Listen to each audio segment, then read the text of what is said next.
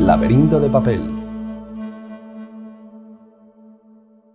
Hola, bienvenidos, bienvenidas a Laberinto de papel, el podcast que hacemos en Sataka en colaboración con Editorial Minotauro y donde hablamos pues de libros de ciencia ficción, de fantasía, de terror como el que tenemos hoy aquí, donde tenemos además a un invitado muy especial para hablarnos de él. Se trata de La chica gris, de Antonio Runa, y tenemos al propio autor, a Antonio. ¿Qué tal? ¿Cómo estás? Hola, encantado de estar aquí. Pues nada, vamos a hablar de tu libro.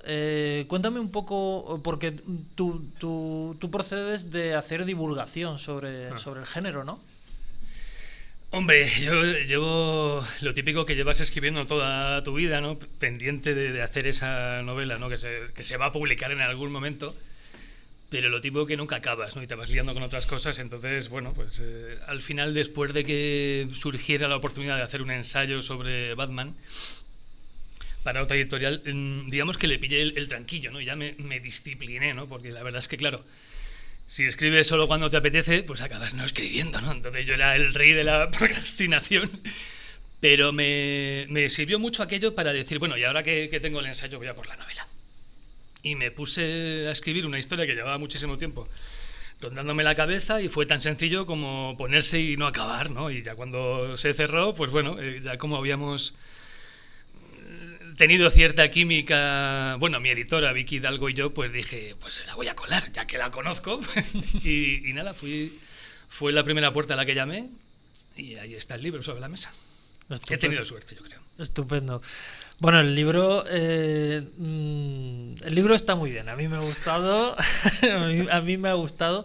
Yo leo mucho terror y me ha gustado por una serie de cosas que vamos a ir analizando ahora. Pero cuéntame un poco de qué va La chica gris. Bueno, sin desvelar demasiado, pues aquí presentamos a un investigador de lo paranormal, que aparte de ser parapsicólogo, vamos a aplicar ese término, pues encima es divulgador. Entonces escribe artículos para las revistas especializadas en el sector y al mismo tiempo pues investiga sucesos paranormales. Lo que pasa es que en el momento en el que arranca la novela, él está atravesando un mal momento por varias historias que hay que leer en la novela, pero que le han puesto en la tesitura de que todo lo que él creía ya no tiene bases para seguir creyendo en eso. O sea, se ha vuelto escéptico con todo aquello en lo que él era crédulo. Y encima una relación que él creía que era la definitiva, una relación amorosa, tampoco ha salido muy bien, con lo cual está destrozado por todos los sitios. Y entonces él intenta hacer varias búsquedas, ¿no? Entonces la primera búsqueda es la suya propia, la búsqueda del yo, de si realmente existe el más allá, si hasta ese momento que él tenía dotes paranormales había tenido contacto con ese otro lado, porque ahora esa puerta la tiene cerrada, porque ahora no puede acceder, ¿no? Y ahí empieza la historia. Obviamente, es una historia de fantasmas, tienen que salir en algún momento, pero al principio yo tenía me tengo que adelantar un poco porque la propia sinopsis del libro, lo estábamos comentando a micrófono cerrado, lo hace. En un principio yo quería plantear la posibilidad de que el lector se planteara si el más allá existe o no, si voy a meter fantasmas de verdad o no, ¿no? Que todo tenga una explicación racional, que no haya nada, que la trascendencia del alma sea un cuento chino. Al final acaba apareciendo el más allá, en el momento concreto, y entonces digamos que hasta ese momento una subtrama, ¿no? Que se va desarrollando a base de interludios, que es donde pasan las cosas que dan miedo, acaba cruzando con la historia principal. Y es cuando ya entra un poco lo más oscuro, lo más terrorífico en la historia principal, donde hasta ese momento no había pasado nada que podríamos definir como sin explicación, porque todo tenía explicaciones lógicas, racionales, coherentes, sin meter al fantasma de por medio, ¿no? Y básicamente es eso. Luego al final acaba viendo pues un poco más, el ritmo va acelerándose, yo creo que el final es trepidante. Pero bueno, yo creo que, no sé si es una novela de terror o no, ahora tú me dices si te ha asustado o no, yo creo que me gusta definirlo como un thriller sobrenatural con instantes, bueno, pues que pueden dar mal rollo, por decirlo así. Sí, es cierto que, bueno, eso cada cual tiene le dan miedo unas cosas u otras, pero bueno, es cierto que los códigos de la literatura de terror están ahí muy claros. Pero Yo creo que he disfrutado mucho con toda la parte inicial en la que describes un ambiente muy especial y que tiene mucho impacto en el argumento de la novela, que es todo el tema del periodismo sobrenatural. ¿Esto es un tema que a ti te interesa especialmente o simplemente lo escogiste para ambientar la novela? Bueno, era la primera novela, hay que escribir sobre lo que conoces. Yo he estado en ese mundillo, estuve varios años. Se nota. Sí, entonces muchos de los personajes que aparecen en el libro les he cambiado el nombre, pero están basados en personas que existen, ¿no? Algunos personajes son mezcla de varios, pero bueno, digamos que todo lo que describo es lo que a mí me gusta denominar el mundillo del misterio, ¿no? De la parapsicología, ufología, etcétera, etcétera, ¿no? Del mundillo del misterio.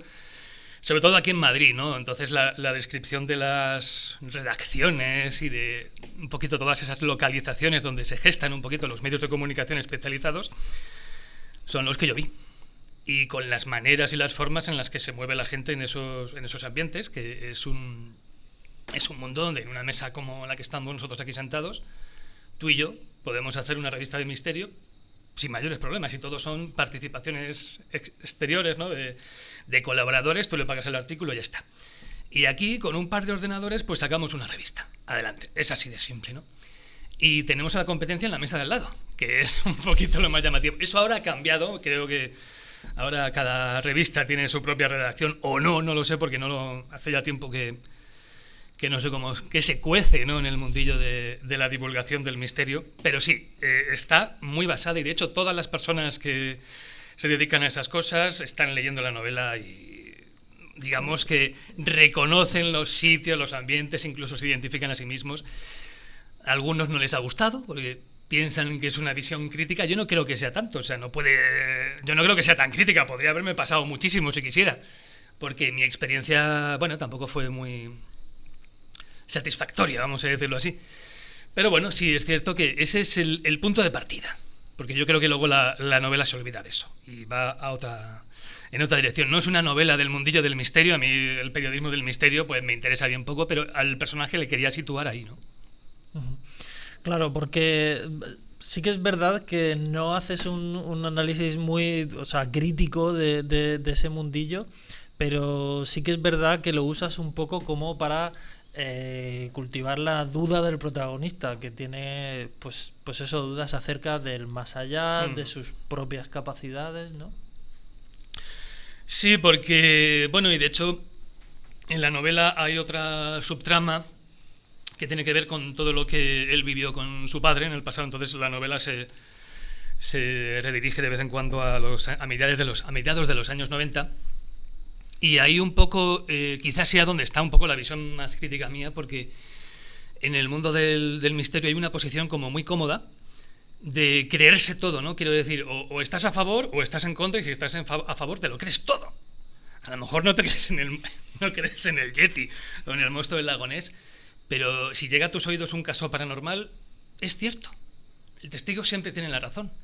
Lo que te cuentan, que es su visión, y cuando una persona te dice que ha visto un fantasma, pues automáticamente se da por cierto. Bueno, es que hay un montón de explicaciones racionales. No todos los parapsicólogos son así. Hay muchas vías de investigación y alguna gente hace lo que tiene que hacer. Pero por norma general, lo que diga el testigo va a misa. Y el testigo es una persona que en muchas ocasiones ha visto esas experiencias o ha tenido esas visiones en circunstancias que no le convierten su testimonio no es fiable. Entonces pongo algunos ejemplos en el libro. Lo digo porque yo mismo he entrevistado a muchos testigos, y mientras me lo estaban contando yo ya estaba poniéndole la solución, una solución racional. Y si hay una explicación racional, tienes que atarte a eso. Solo cuando un caso es totalmente inexplicable y le empiezas a buscar así las cosquillas al caso y lo paranormal se te resiste, bueno, entonces puedes decir que eso es inexplicable, sin necesidad de que te ates a la hipótesis de lo paranormal, obviamente. Pero bueno, no hay explicación para eso. Es una cosa, y otra cosa es, no, es que fueron los fantasmas, ¿no? Quiero decir, una señora, lo digo porque este caso me llegó a mí personalmente. Una señora se despierta en mitad de la noche, tiene una presencia así, oscura, vamos a decirlo, a los pies de la cama. Esto es muy típico, lo de ver presencias inesperadas a los pies de la cama. Se incorpora la señora. Y cuando se incorpora, la presencia se levanta y digamos que se dirige hacia la puerta del dormitorio y se pierde por el pasillo de la casa. Y la señora se levanta y hace ese mismo recorrido para buscar a la presencia. Busca a un intruso en su casa y no encuentra a nadie. La casa está vacía. Y ahí acaba su relato de la experiencia. En plan, busqué por toda la casa y no vi nada. En el mundo del misterio suele ser muy habitual, no digo que pase siempre, pero suele ser muy habitual que el investigador diga, vale, pues ya está. Y empiezan a jugar en torno a eso. Y hay muchas veces que lo que hay que hacer es preguntar, bueno, ¿y qué pasó luego? No, este es el caso, no, ¿qué hiciste luego? Y entonces descubres que la señora se volvió a meter en la cama y se quedó dormida. O sea, ¿me estás diciendo que después de una experiencia así, concilias el sueño? Porque yo ya no duermo esa noche. Tienes a tu marido al lado y ni siquiera le despiertas y te pones a buscar una presencia oscura por la casa sin decir, oye, Manolo, despierta que tenemos un caco. No, es como... Y tú ya ves que le ves las costuras al caso, ¿no? Entonces, si investigas un poquito neurología, trastornos del sueño, te das cuenta de que muchas cosas, como la parálisis del sueño, esto que podría ser perfectamente una alucinación hipnopómpica o hipnagógica, dependiendo del instante en el que la mujer se haya acostado, ofrece una explicación para eso. Pero claro, el testigo te dice que ha visto un fantasma y punto, y ya está, y no hay, digamos, o sea, no se le quiere, porque entiendo que debe ser muy molesto que tú estés convencido o convencida de que has visto una presencia paranormal y que el investigador que te tiene delante, que no ha estado ahí, te diga, no, es que lo que usted ha visto ha sido una visión, y como que no gusta. Al testigo no le gusta que su cerebro le haya jugado una mala pasada, pero ocurre muchas veces. Entonces, yo creo que mientras que un caso sea explicable, no le podemos meter dentro del misterio, ¿no? Y es una de las cosas que, digamos, no es que yo critique, pero cuento en el libro, ¿no?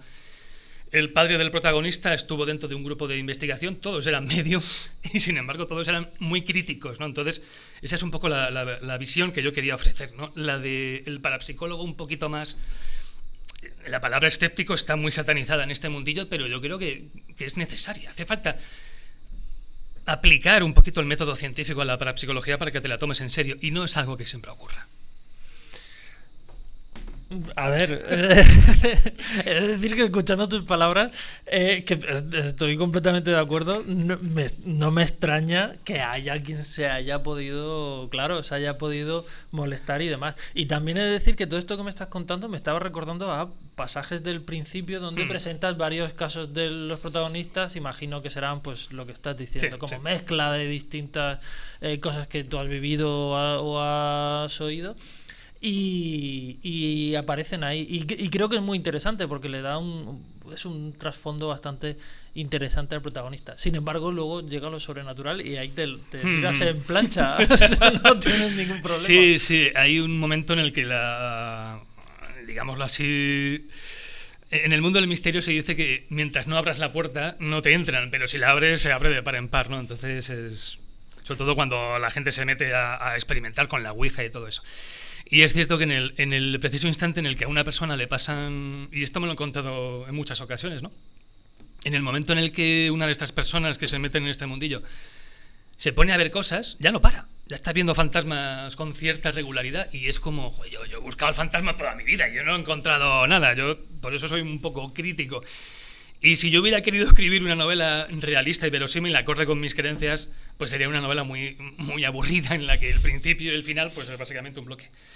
Tenía que meter la fantasía en algún momento, o lo que para mí es la fantasía, porque habrá mucha gente que diga, pues esto no es tan fantástico. Y quería ir incluso 2 pasos más allá. Y hasta aquí puedo leer. Bueno, sin entrar en spoilers, dime cuál es tu concepto de la fantasía. O sea, ¿qué es lo que tú has querido plasmar en como visión del género? Bueno, hombre, yo cuando me ideé la historia, yo dije, lo primero que pensé es, he leído yo, porque no sé si habrá algo que se parezca, ¿no? Pero he leído yo algo parecido, el tratamiento de lo que es la mente en sí. O sea, ya no me quiero meter en asuntos de espíritus, almas y demás, aunque también se tiene que abordar por fuerza, pero el hecho de que la mente es lo primordial, ¿no? Y si alguien tiene cierto poder o facultades, ¿no? Para no solamente, asomarse, ¿no? A las mentes de los demás, sino incluso ponerse ahí a trastocar y a manipular, hasta dónde nos puede llevar eso, ¿no? Entonces, es un libro de búsquedas, pero también es un libro de responsabilidad. O sea, al final el personaje principal acaba descubriendo hasta dónde pueden llegar sus facultades paragnostas o extrasensoriales, y da un poco de miedo. Y da un poco de miedo porque somos personas, somos, digamos, somos proclives, ¿no?, a la corrupción. Y cuando tú tienes un poder que te puede permitir no solamente que los demás no tengan secretos, sino incluso someter tus propias imposiciones a los demás, más vale que tengas cuidado, porque te puedes convertir tú en la mayor de las amenazas, ¿no? Entonces, no es que quiera que ese sea el mensaje, pero sí es cierto que yo quería que la amenaza fuera mucho más terrible. En cuanto analizas un poquito, no vamos a decir de qué va, pero que el ente, ¿no?, que se persigue, la amenaza principal, el malo final de fase, por aplicar este símil, fuera mucho más terrible que sencillamente, bueno, un fantasma furioso, nervioso, que se murió y no quería, lo típico que solemos encontrar en historias de fantasmas. Quería que fuera una historia de fantasmas más o menos típica, pero con, bueno, dotes de distinción, ¿no? Entonces no sé si lo he conseguido, ¿no? Pero quería otro rollo, quería otra historia.